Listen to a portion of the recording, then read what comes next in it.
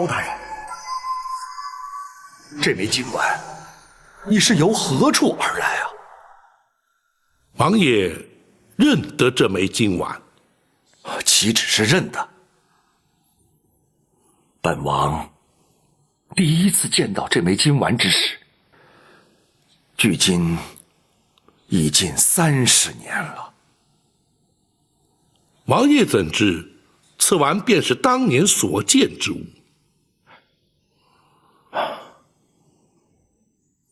这玉成宫李妃5字，乃是先王墨宝拓刻而成，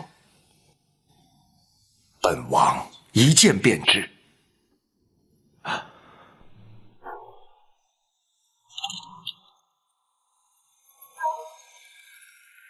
包大人，请看，在金丸之内有夜明珠1枚，世上仅有2枚，绝无赝品。王爷可知，当年这金丸是为何打造，何人所有？先皇与本王手足情深，非比一般。当年陈皇后去世之后，先皇无子，却又一直不肯另立皇后。谁说朕不会有太子？玉神宫李妃和金华宫刘妃先后怀有身孕，朕一定会有继承皇位的儿子。臣也殷勤期盼2位皇妃能为皇上产下龙子。玉帝啊，不用替朕担心，朕要让你看看，朕为2位爱妃准备了什么。你看看，这2枚金丸就是朕要赏赐给他们的。仔细看看。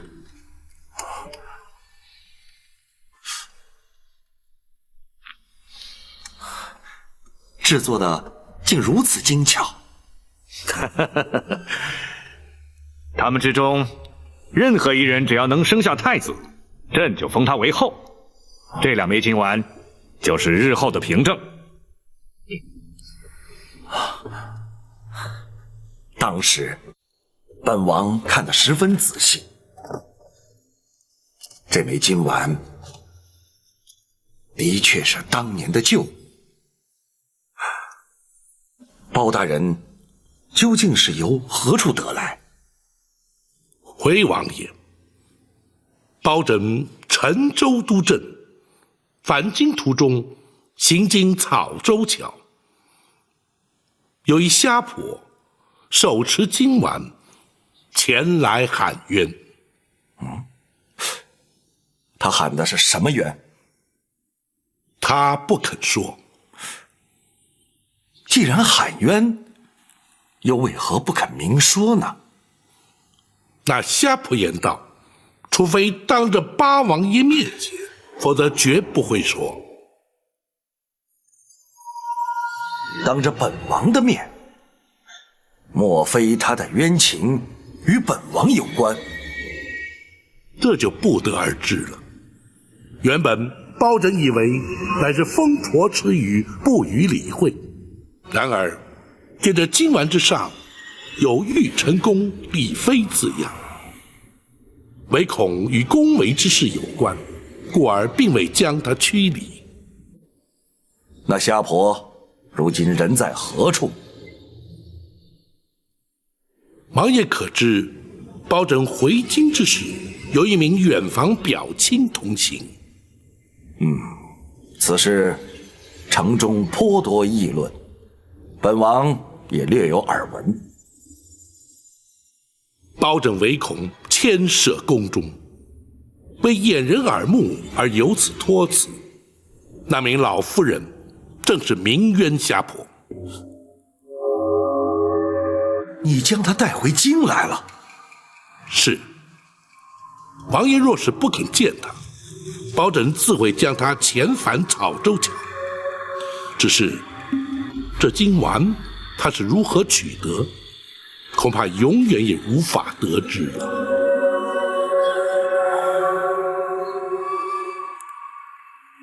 被王爷平添烦恼，包拯罪该万死。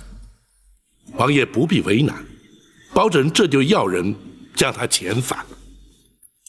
哦，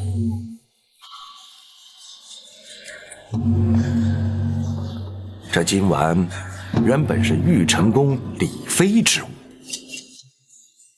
李贵妃奉旨归天之后，却怎么也找不到这枚金丸，如今竟然出现在这瞎婆的手中。无论如何，本王也得弄清楚其中的缘由。也罢，本王见他就是了。是，包拯明日便带他前来拜见王爷。且慢，为防万一，还是以包大人亲眷之名带他前来，否则难免遭人非议。是。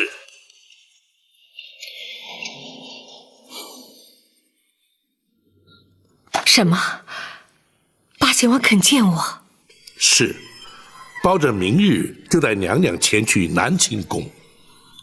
如果八贤王肯见我，哀家的冤屈就有昭雪之机，真是苍天有眼啊！娘娘啊，娘娘不可过于激动，否则有碍双目治疗。好，我不激动。这一天，哀家总算是等到了。娘娘，请听包拯一言。请讲。方才包拯已向娘娘禀奏，八王爷虽肯见娘娘，却不知娘娘真实身份，还请娘娘预做准备。哀家明白，哀家会以当时的情形做应对，哀家不会让事态不可收拾的。谢娘娘体恤。明日与八王爷一会，关系重大，娘娘还请尽早休息，以为明日之需。多年的期盼一旦成真，哀家今夜恐怕是睡不安枕，无法入眠。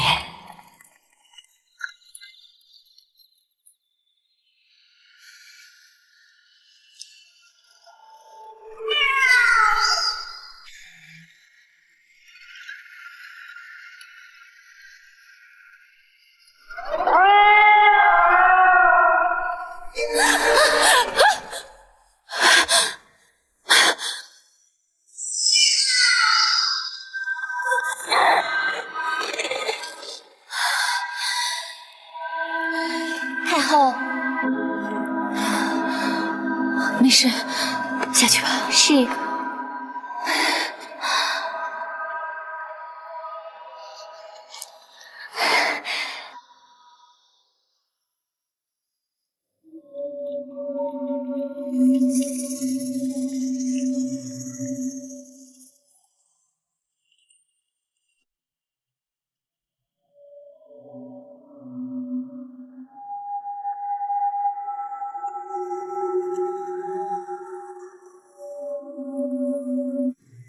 娘娘梦见了李妃和寇珠，都梦见了。当年的人和事，一幕幕出现在哀家的眼前，尤其是他们凄厉的死状。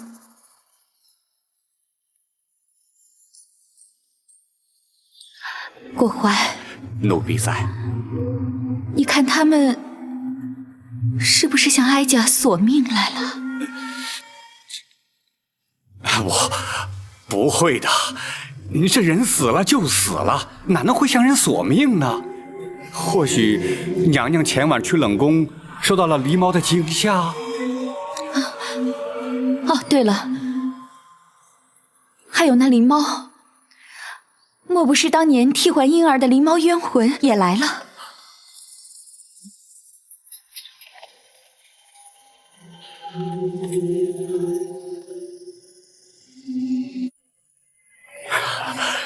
娘娘说笑了，这光天化日之下，哪会有什么鬼鬼魂魂呢？娘娘放心，皇上已经降旨，让奴婢把冷宫改成一般的宫院。奴婢也会请几位法力高深的大师前来做法超度。等法会做完以后，娘娘就可以放宽心了。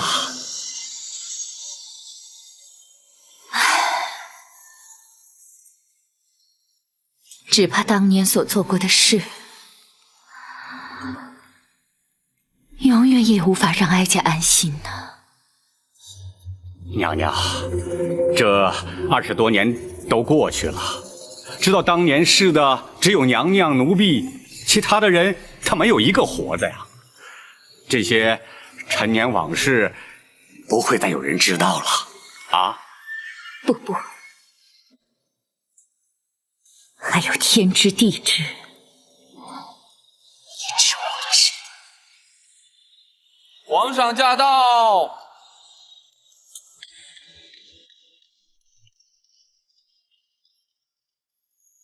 奴婢叩见皇上。起来吧。儿臣见过母后。皇上免礼。母后不是受了风寒，怎么不在寝宫歇息啊？哀家睡不着。母后，回禀皇上，太后娘娘素有失眠之症。朕如何不知？母后有恙，为何不早禀奏？奴婢该死。别怪他，是哀家不许他说的，以免皇上忧心。父母有疾，为人子岂可不知？便是忧心焦虑，也是应该嘛。没事，哀家已照宫中御医诊治过了。想必是没有根治吧？朕记得在幼年之时，也常彻夜难眠。父王府邸有秘制奇方安神露，朕服用数日便能安枕。郭槐，奴婢在。你亲往南清宫八王爷府邸，传朕口谕，取安神露来给母后服用。奴婢遵旨。哀家已经好多了，皇上就不必操心了。不行，母后身体不适，朕怎能不操心呢？郭槐，你立刻就去办。是。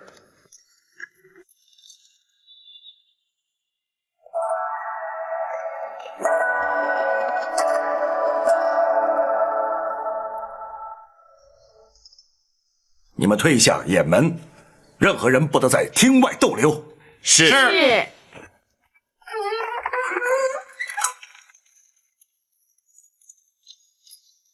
包拯见过王爷。包大人免礼。就是这一瞎婆要见本王。王爷，且慢。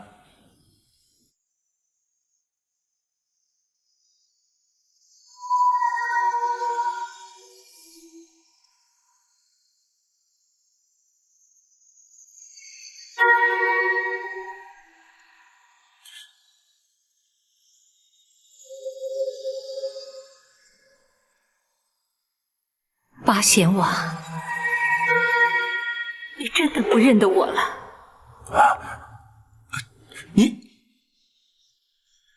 你是？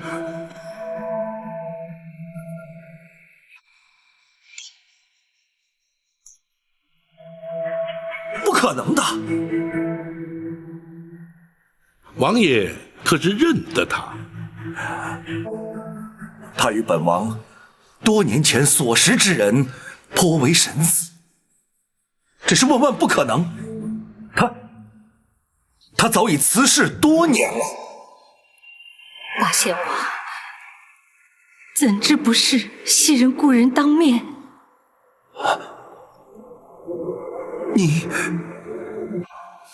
你真的是？多年的煎熬，岁月容易改变容颜，但是无法改变事实。哀家正是当年玉成宫的李贵妃。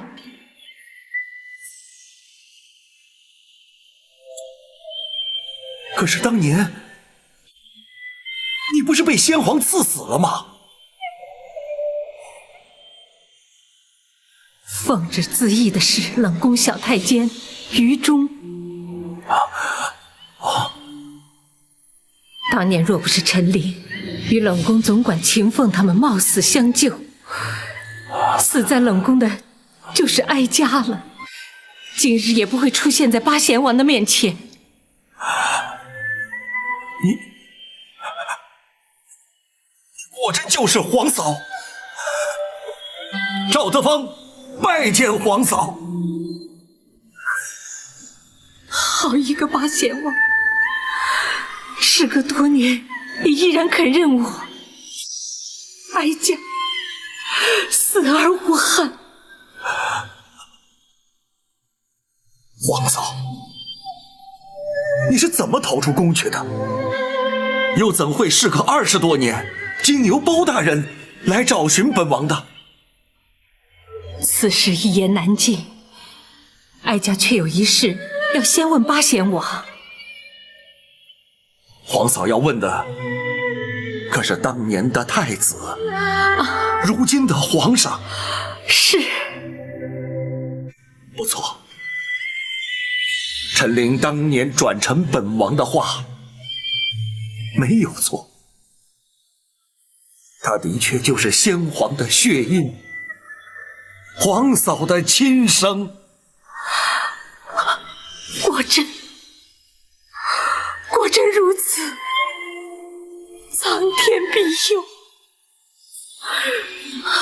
王爷，当年陈公公王府托孤，究竟情形如何？那是本王一生所经历过最大的震撼，至今久久不能忘怀。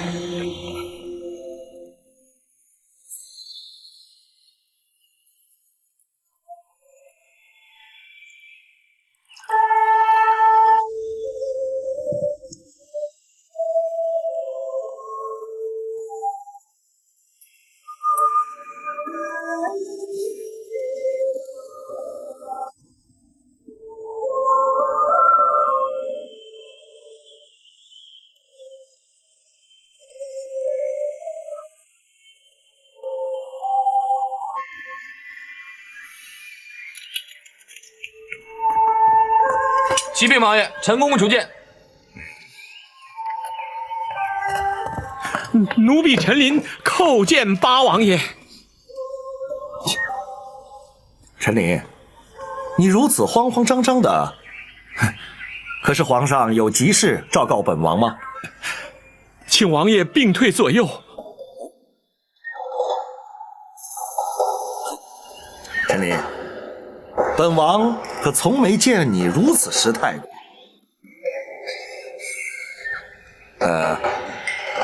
你们都退下。是。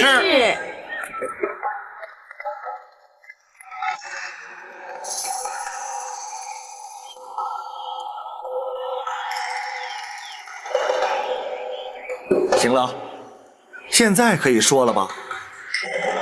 回王爷，奴婢奉旨采摘御果园里的果品，送给王爷，作为王爷明日寿辰之礼呀。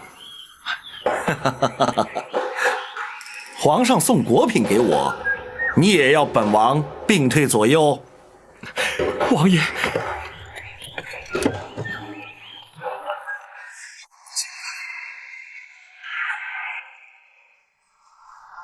陈琳，这是干什么？这是谁家刚出生的婴儿？王爷，这就是李娘娘方才所生，皇上的嫡亲血脉。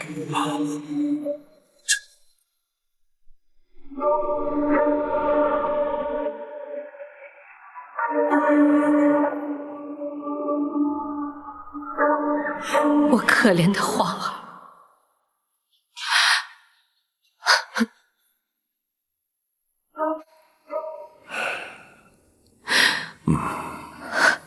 当本王问明了原委之后，本想当即进宫面圣，揭发此一骇人听闻的阴谋。然而，王爷为何未去面见先皇啊？宫闱争斗，自古皆然。除非那刘贵妃与郭槐自成罪状，否则只是一面之词，如何取信于皇上？当时人证物证俱全，若是及时追查，想必郭槐与产婆尤氏无法脱罪。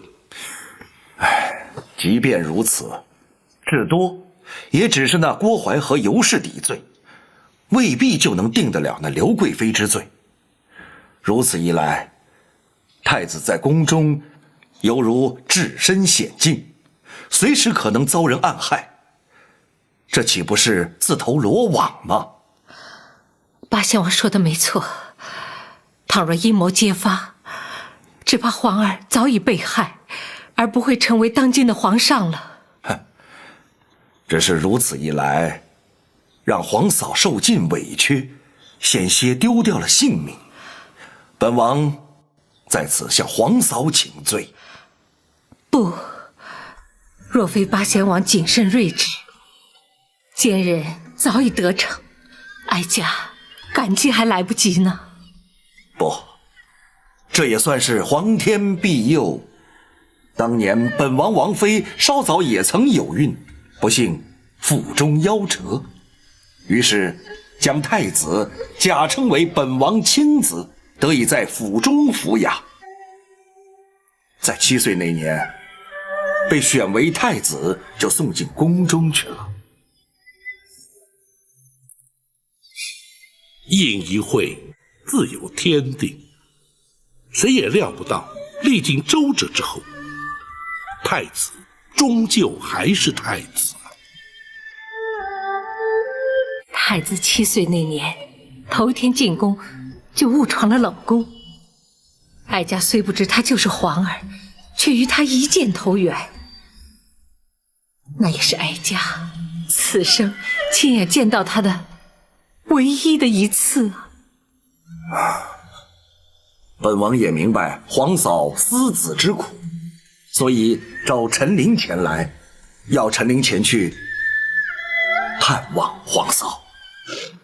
啊，他们见了面。不错。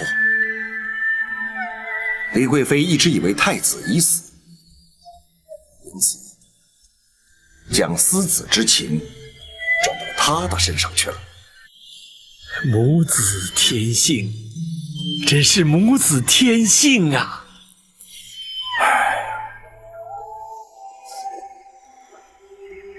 本王担心李贵妃难以承受长期煎熬，也不忍见她因憔悴致死。你将真相告诉她吧。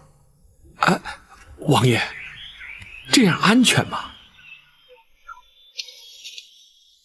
本王也知此举的确有些风险，不过骨肉分离，对面不识，也太过残忍了。你还是去吧。是。哦，切记要李娘娘秘而不宣，免得横生枝节。奴婢明白。当陈琳告诉哀家太子就是皇儿之际，哀家的千种委屈、万般怨恨顿时化为乌有，唯恐杞人疑窦，不敢稍有声张，只能在夜深人静时焚香祭天，为皇儿祈福。原来如此，所谓的邪术诅咒，却原来是焚香祈福。唉，只是本王一念之不忍，竟成为奸人的借口来陷害皇嫂，这实在是让本王始料未及呀。不，错不在八贤王。若非得此讯息，20年的煎熬，恐怕也难熬得过来。哀家感激还来不及呢。惭愧，只是皇嫂这对眼睛，幸得公孙先生神医神术，不日，哀家当可复明。太好了，这才是吉人天相啊！如今哀家若想报仇平反，还得仰仗八贤王做主。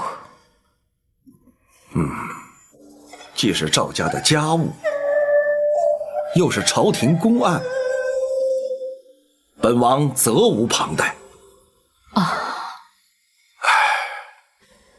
也该是向皇上禀明一切的时候了。本王这就进宫面圣。王爷，万万不可！包大人为何阻止？进宫面圣，禀明一切，又有何不可呢？王爷，此事兹事体大，又事出突然，包拯担心皇上一时之间恐难承受。包大人之意是担心皇上不肯接受了？事隔多年，而刘贵妃已是当今太后，若无足够的凭证，的确很难让皇上信服。那以包大人之见呢？包拯已派人去将陈琳、陈公公接回京来，尚有许多细节有待查明厘清。一旦取得足够证据，再向皇上启奏，较为妥当。包大人言之有理，只是，以皇嫂之意呢20多年都已经等了，再多等几日又有何妨呢？好，那就依包大人之见。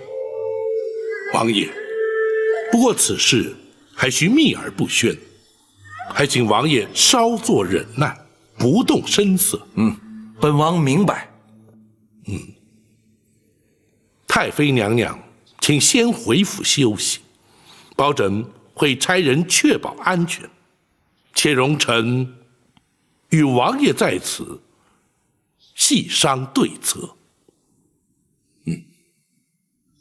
好，那就仰仗二位了。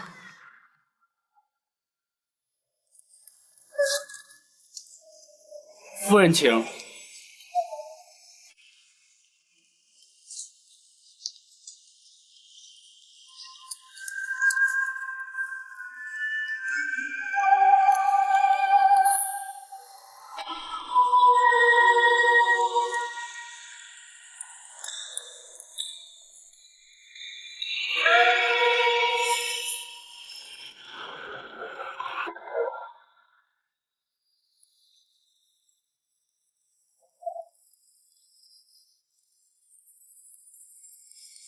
请留步。两位大人打扰了。这位公公有何指教？这位老夫人，咱家看着有点眼熟，不知是哪座府邸的亲眷呢？这位公公是？咱家郭槐乃是太后身边的内宫总管。原来是郭总管。老夫人从未进过京，想必是郭总管认错人了。哦，是吗？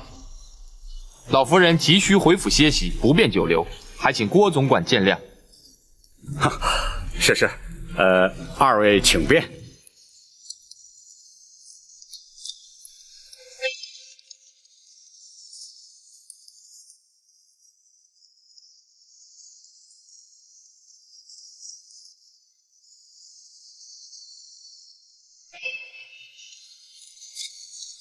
他们是哪座府邸的人？开封府的人。那位老夫人呢？听说是包大人的远房表亲。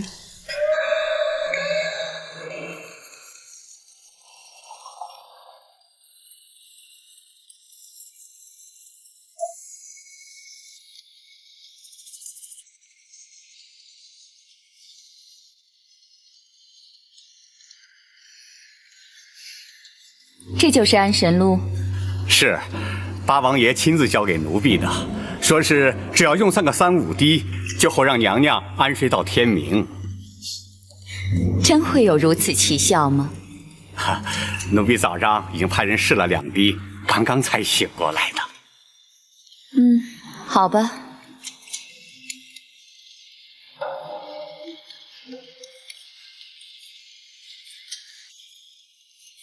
请。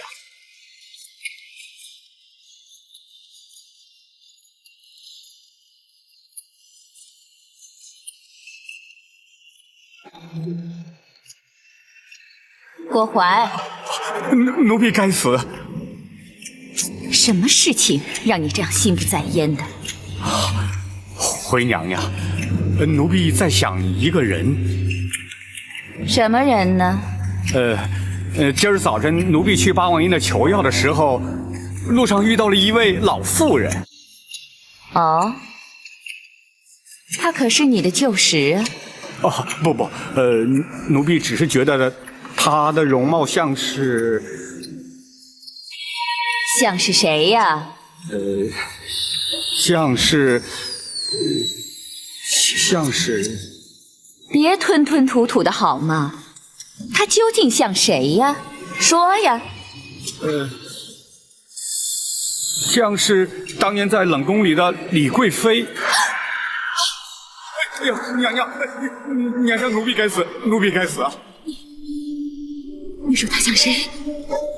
娘娘，是奴婢一时眼花，胡言乱语。娘娘，您千万不要听进去啊！不，哀家要弄清楚，她真的像李贵妃？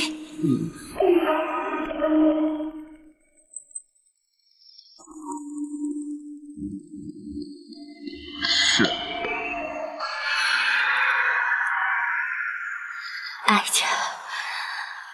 哀家才梦到的，你就见到他。莫非他真的是回来找我了？娘娘啊，李贵妃在20年前就被先皇赐死了，奴婢还亲自见过她的尸首呢，不会错的。他们只是长得相像，一定是别人。那个人是谁家的亲眷？到南清宫去做什么？回娘娘，奴婢打听过了，他是包拯包大人的远房表亲，是去拜见八王爷的。包拯的表亲？这包拯一向是公私分明，从未听说过他曾带亲眷入京。即便如此，又怎会前往南清宫去拜见八贤王呢？这奴婢就不大清楚了。那就去查清楚，不但要查清楚那人的来历，也要查清楚包拯最近的行止，大事小事都要查得一清二楚的，知道？是，奴婢遵旨。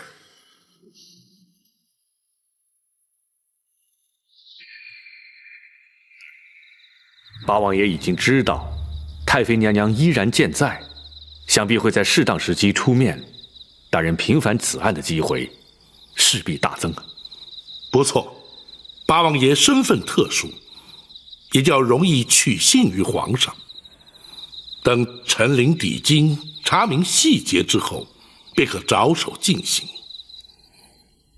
还请娘娘再多忍耐几日。但愿不会横生枝节。娘娘，此事一直秘而不宣，学生相信不会出现什么意外的。不，哀家认为不会如此顺当。娘娘何出此言？日间哀家离开王府时，遇见一个人。哦，但不知遇见何人？郭淮。郭淮今日的确奉旨去王府向八王爷求药，难道会如此凑巧被他碰上？不错，而且他还将哀家拦了下来。难道他认出了娘娘？岁月催人，娘娘的容颜与昔日必有所差异，应该认不出来才对啊。虽然他没有认出哀家，但他心中必有生疑，否则不会将哀家拦下。而后呢？幸亏王马二将应付得当，方得脱身。大人，虽然郭槐可能起疑，却未必会有所行动。眼前应不致被察觉。话虽如此，却不能不防。娘娘请宽心，包拯会尽量设法让娘娘不与生人接触，然后静观其变。哀家明白。如今指望陈琳能尽快回京，以免另生波折。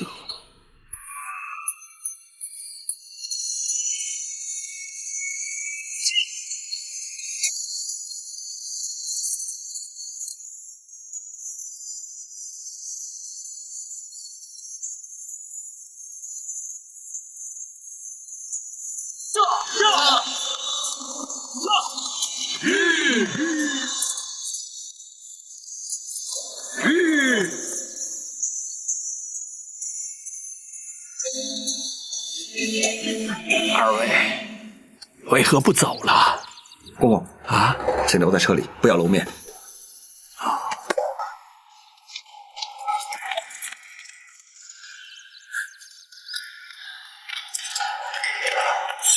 你们是什么人？可是冲着我们来的？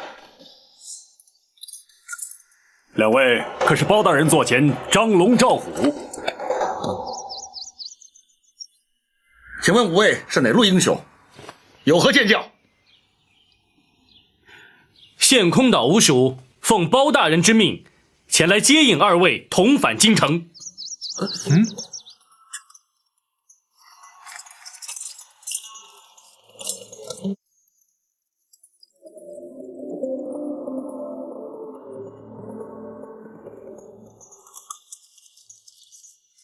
这是公孙先生亲笔信函，请二位过目。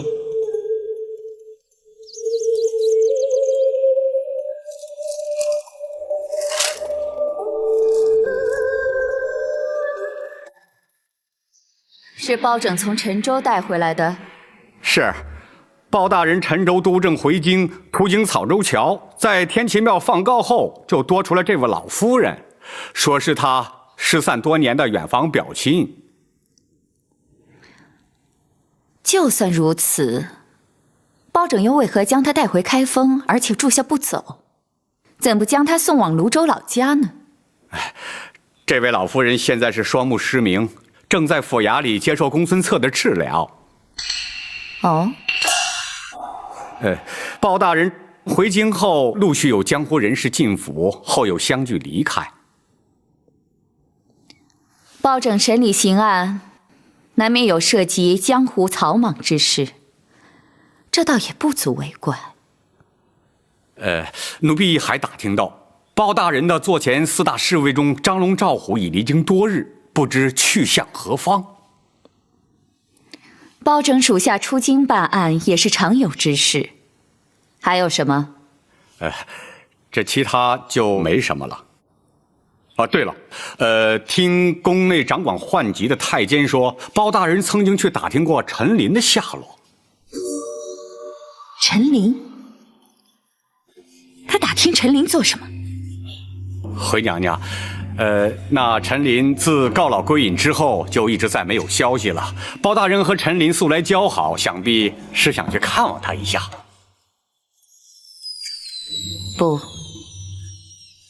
不会如此单纯。包拯为何偏要在此时打听陈琳的下落？这奴婢就不知道了。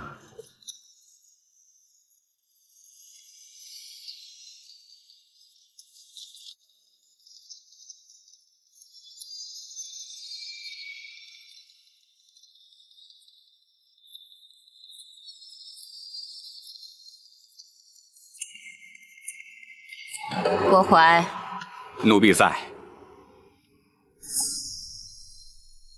传哀家的旨意，宣那老夫人进宫，哀家要亲自见她。是。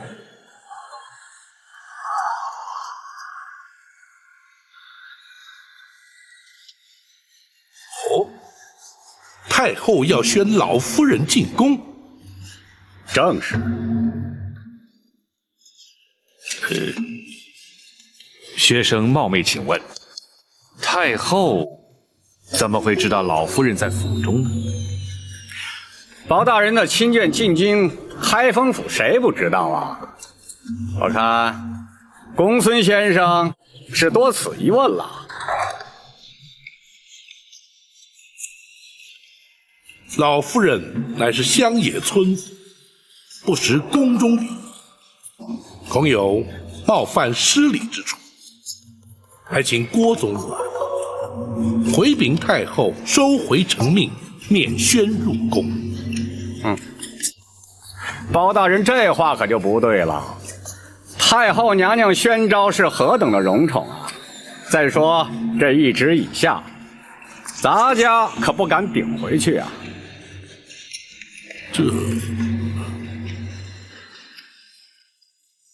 郭总管，老夫人双目失明，学生正在为她诊治，此时入宫，恐怕多有不便。那没关系啊，咱家在这等候，并亲自陪同入宫。再说了，这宫中有咱家照应，包大人敬请放心。这话说到此，包大人若是还不答应的话，那可就是对太后娘娘的最大不敬了。太后懿旨，本府怎敢不遵？烦请郭总管稍后，本府前去禀告老夫人，并略述宫中礼仪之后，再随郭总管进宫。那就有劳包大人了。没有料到，他们真的盯上了太妃娘娘。大人，难道真的无法回避了吗？太后懿旨，谁敢违抗？太后既然指明要见太妃娘娘，既然是非见不可，只怕是避无可避呀。一旦太妃娘娘进宫，生死便全掌握在太后手中，随时会有性命之忧啊！本府身为外臣，若不奉诏，不得擅自进宫。纵然有心拼死维护，入不得宫，又岂能奈何？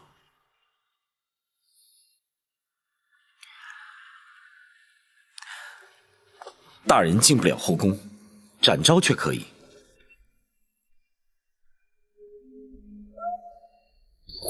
哎，不错。展护卫蒙皇上赐封，御前4品带刀护卫，圣驾当前特许带刀，深宫内院任意行走。倘若展护卫随太妃娘娘前往，任谁也无法拦阻。的确如此。展护卫在。就劳你随侍太妃娘娘奉驾入宫。入宫之后，娘娘的安危就全仗你了。属下誓死保证娘娘的安全，请大人放心。好，如今还得劝得娘娘安心前往，谨慎应对，否则后果仍难逆料。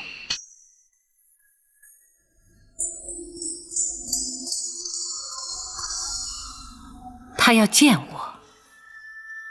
郭淮前来传话，如今正在厅中等候。他到底还是找来了。你们说，哀家该不该去啊？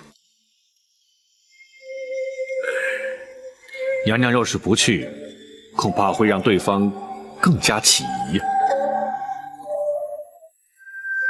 既然如此，哀家去见他就是。是啊，不过以学生之见，虽然太后下旨召见，却未必肯定娘娘的身份，还请娘娘尽量掩饰一二。宝琴，你说20年不见，他还能认得出我吗？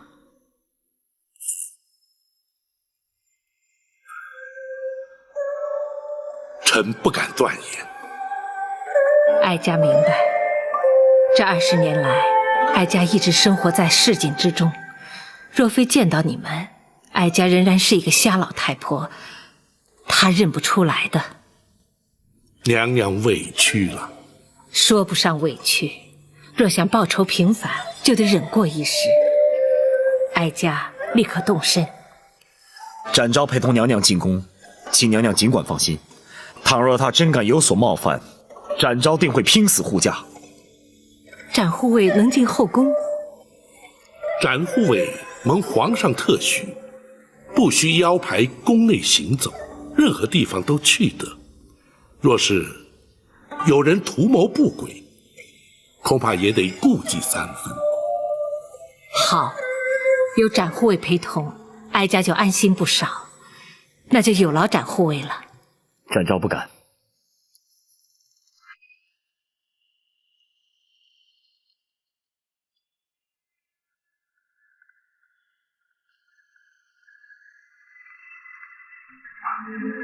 太后存心摆弄威风，却不知老夫人目不能视，全无作用。就由他摆弄吧，不值得计较。待会儿见面时，少不得依礼参拜。无妨，既然来了，老身就是一介市井瞎婆。太后驾到！太后千岁，千岁，千岁！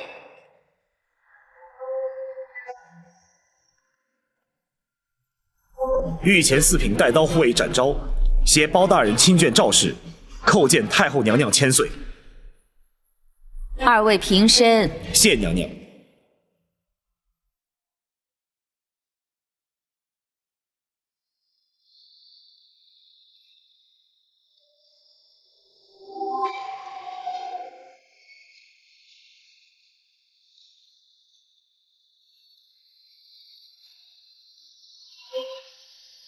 都起来吧，赐座。谢娘娘。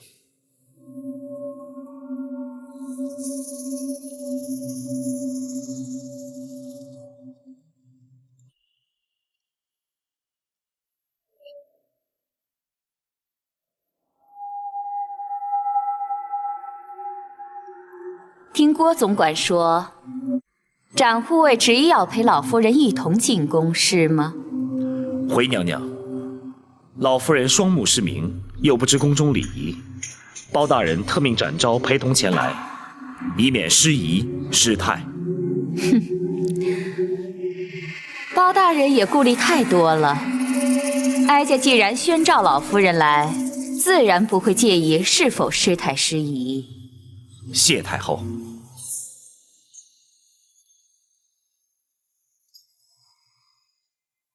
展护卫无需在此听我们闲话家常，妇道人家说的话，展护卫未必适合听。包大人再三叮咛，属下不可擅离老夫人，所以没这一说。在哀家这人寿宫，难道还能让老夫人出什么意外吗？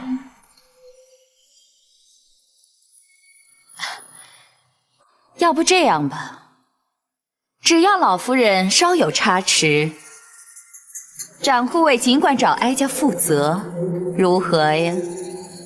展昭不敢。哀家不但要展护卫离开，这里除了郭总管留下伺候之外，一个也不留，全都退下。是。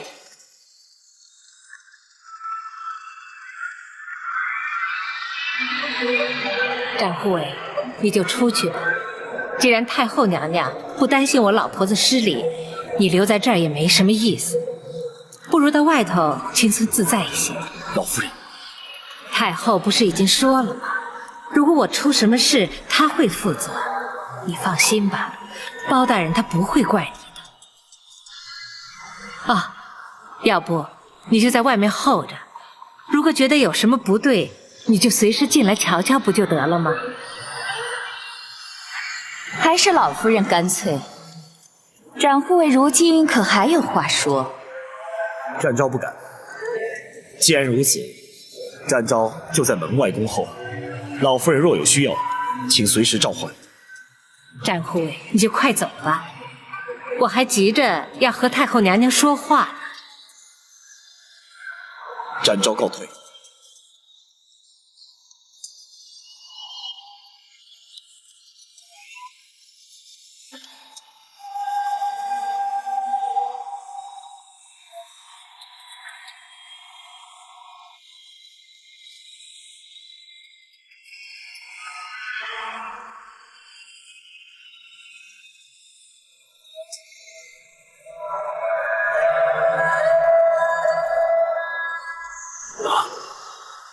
太后将老夫人宣进宫去了。正是。包拯虽借此婉拒，怎奈那郭槐亲自前来府衙接人，只得让老夫人去了。这岂不是羊入虎口吗？若是坚持不去，非但坐实了太后之意，而且造成抗旨之事，两相权衡，还是让老夫人冒险进宫。为防万一，包拯特命展护卫随行护驾。哦，有展护卫随行，谅他们也不敢公然造次。但包拯仍觉不妥，故而前来请王爷寻医名目，进宫面圣，伺机前往仁寿宫查看虚实。你顾虑的对，由本王进宫的确较为合适。你且回府等候本王的消息。多谢王爷。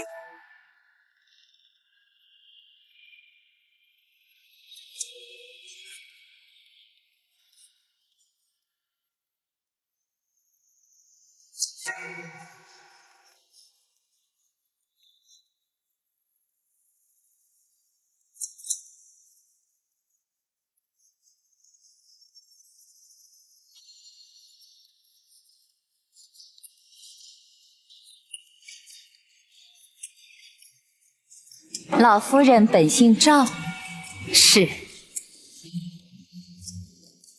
居然与皇家同姓，也是有缘了。不，太后娘娘，赵是天下第一大姓，我是沾了皇家的光。老夫人是包大人的亲眷，但不知是哪一房，哪一脉。我是包大人的远房亲戚，论辈分，我该是包大人的表姨。常言说得好，一表3000里。我和包大人还从来没有见过面呢。哦，那么你们又是如何遇上的？包大人在天齐庙放告，老婆子有个儿子不孝顺，不但不养我，而且还不知道躲到哪里去了。我一气之下就告到了包大人那里，谁知道问案就问出个远房亲戚来。这下可好，管吃管住不说，还把我带到京城，还让公孙先生给我治眼睛。老夫人这双眼睛是……唉，都瞎了10几年了。我也是没福气，能到皇宫里来看看，那是多大的福气呀！可惜我什么也看不见。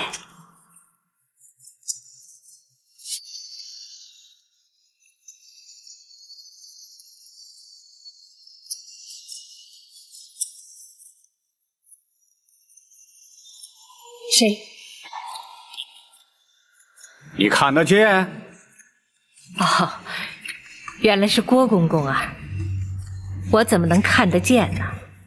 只是眼睛瞎久了，我的耳力变得特别好，我是听见有人在我身边。哦，咱家是给老夫人递茶的。我哪能担当得起呢？听说郭公公是后宫的总管，那可是个大官，我老婆子怎么担得起让郭公公为我倒茶呢？罪过，真是罪过。老夫人是太后的贵客，咱家是太后娘娘身边的奴才，服侍老夫人是咱家该做的。那我是沾了太后娘娘的光了。你也别客气，你确定不是姓李？太后娘娘说笑了，这姓怎么能乱改呢？太后娘娘，你怎么会觉得我姓李？只因你和哀家多年前的一个姐妹长得十分相似。是吗？啊，我明白了。郭公公也说我看着眼熟，原来我和太后娘娘的姐妹长得像，难怪娘娘要招我进宫。那娘娘那位姐妹上哪儿去了？她在20年前不幸去世了，可是哀家始终觉得她没有死。那我相信娘娘和那位姐妹的感情一定很好。不错，哀家与她情同亲姐妹一样。你是怎么知道的？很简单嘛，人都死了20年，娘娘还觉得她没有死，甚至还觉得她随时会出现在自己面前。娘娘和那位姐妹不但感情好，而且娘娘还是个有情有义的人，至今还对她念念不忘的。要做娘娘的姐妹，那得积多少阴德啊！我一个乡野村妇能长得有点像，已经是上辈子积来的。不过能让娘娘看看我这瞎老婆子，回忆娘娘当年的那个姐妹，对我来说已经是天大的恩宠。你说的没错，你的确让哀家了解思念故人之苦。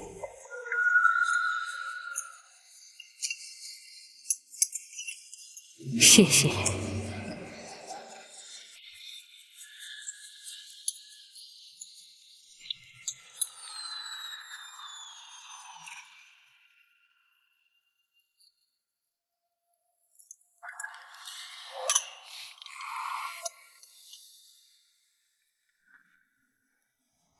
自你登基之后，所作所为均不是规矩，有为有守，没有令人失望啊。那是父王在年幼之时教诲之功，孩儿一直不敢稍有怠慢。只是父王甚少入宫，孩儿也未能成婚定性，善尽人子之孝。你我虽为父子，但是依照朝廷体制，如今却属君臣，若是经常往来走动，反而不妥。唉，就维持现状吧。只要你一切安好，我就放心了。父王不愿入宫，还是儿臣回府探望吧，也好随时向父王请益。那就随你吧。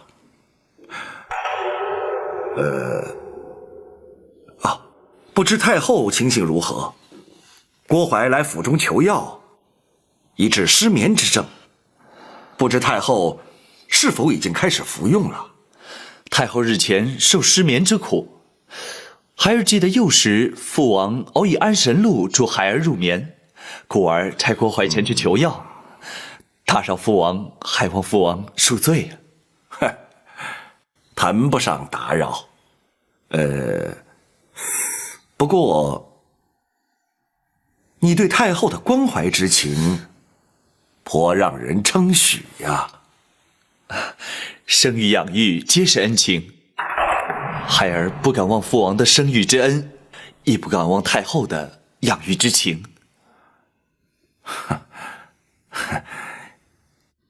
你有此想法，也算难得。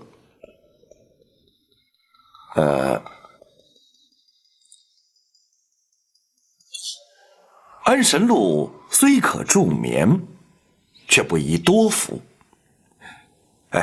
既然进宫了，也就顺便去看看太后，也好当面嘱咐。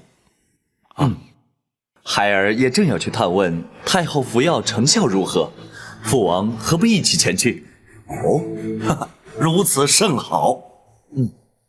来人，奴婢在。拜驾仁寿宫。是。老夫人，请用点点心吧。啊，谢谢。别见外，吃一点吧。这是哀家特地为你准备的。谢谢。哀家相信你一定喜欢吃。来。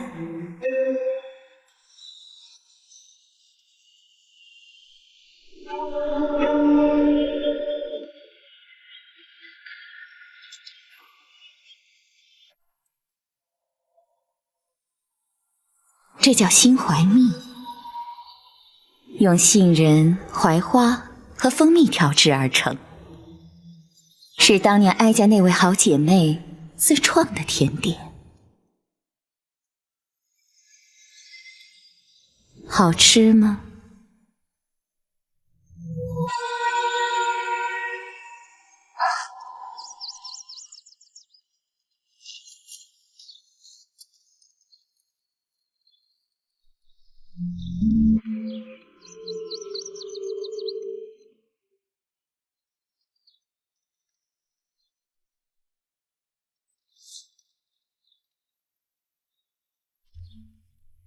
妹妹啊，姐姐，来，我们去吃点心去。哎，来，来坐。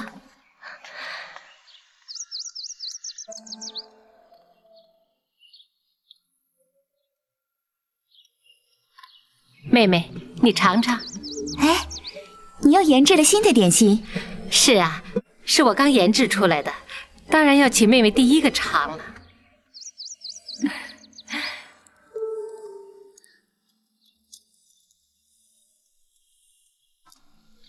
好吃吗？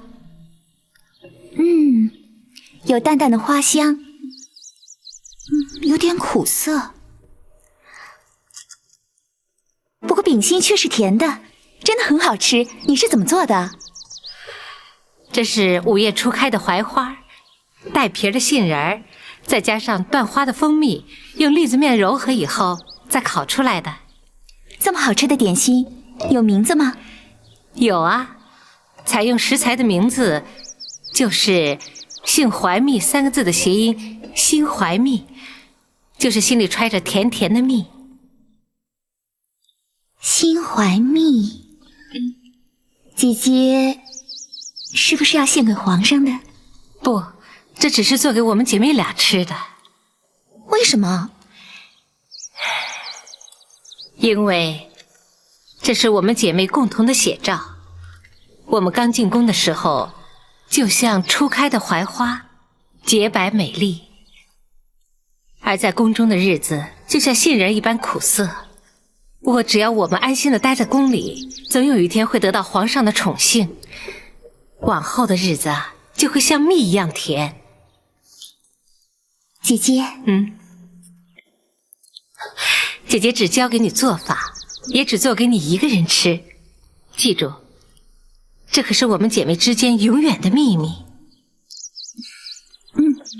从此以后，哀家学会了做这酥饼。20年前，当哀家那位姐妹过世之后，哀家才下旨宫中御厨学着做。可是这心怀蜜只给哀家一个人吃，甚至连皇上都没有尝过。因为哀家曾经答应过他，这是我们俩之间永远的秘密。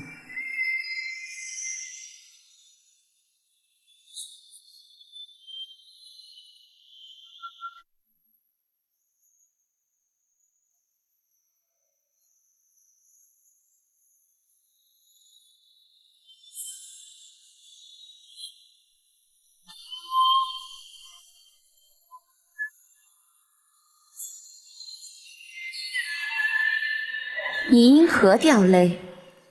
啊，没有，没有。哀家亲眼所见，怎说没有？我太后娘娘对20年前的姐妹还如此的怀念，真是令人感动。老婆子天生就爱哭，就连听人说书都会哭得稀里哗啦的，让娘娘见笑了。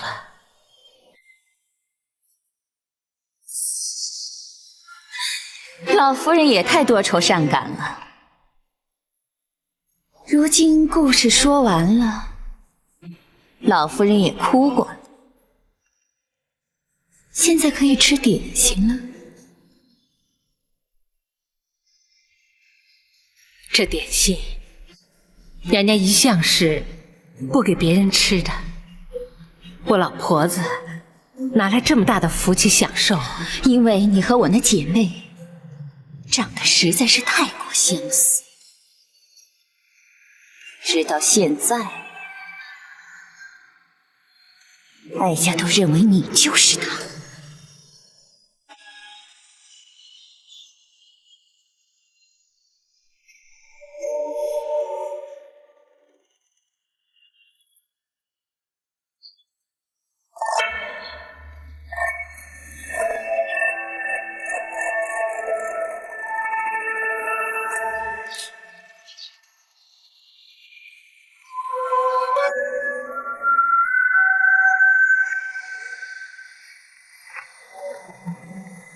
展昭叩见皇上，八王爷。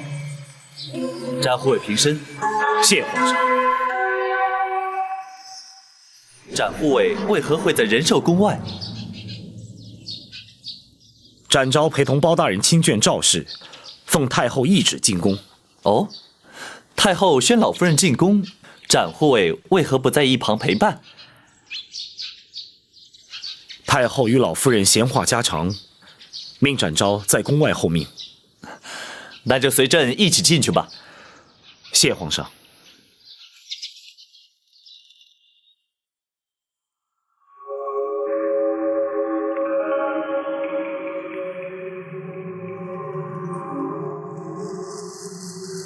娘娘怎么不说话了？哀家想仔细的看看你。我一个瞎老太婆有什么好看的？娘娘就别再取笑我了。哀家要仔仔细细的看清楚，你究竟是姓赵还是姓李？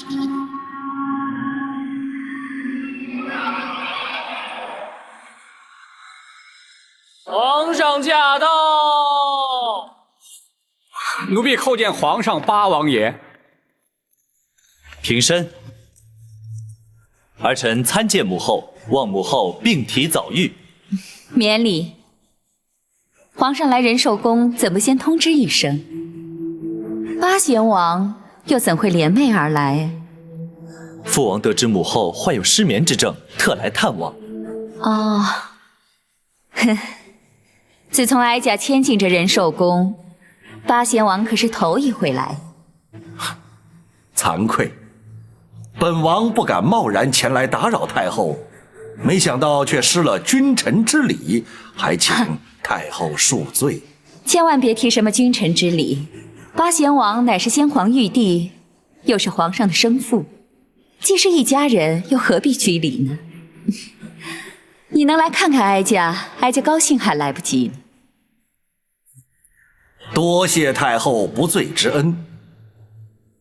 本王是来提醒太后，那安神露虽可助眠，却不宜服之过量，否则恐对凤体有伤啊。难得八贤王如此细心，哀家感激不尽。